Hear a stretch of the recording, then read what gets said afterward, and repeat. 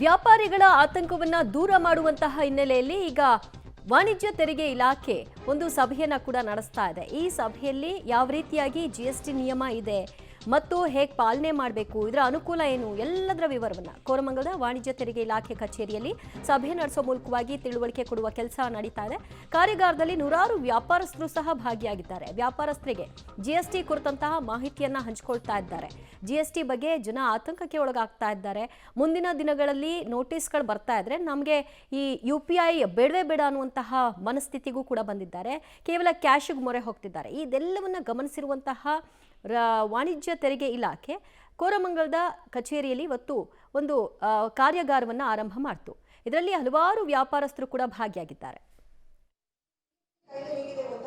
ಇಡೀ ದೇಶದಲ್ಲಿ ಒಂದೇ ಕಾಯ್ದೆ, ಒಂದು ಮಾರುಕಟ್ಟೆ, ಒಂದು ದೇಶ, ಒಂದು ತೆರಿಗೆ ಪದ್ಧತಿ ಅಂತ ನಾವು ಜಾರಿಗೆ ತಂದಿರೋದು. ಸೊ ಒಂದು ಕಡೆ ಒಂಥರ, ಇನ್ನೊಂದು ಕಡೆ ಒಂಥರ ಮಾಡಕ್ ಬರಲ್ಲ.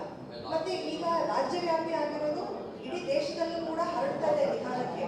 ಸೊ ಈ ವಿಷಯವನ್ನ ನಾವು ಪ್ರಸ್ತಾಪ ಮಾಡಿದ್ರೆ ಸರ್ಕಾರಗಳು ಇದನ್ನ ಪರಿಗಣಿಸಬಹುದು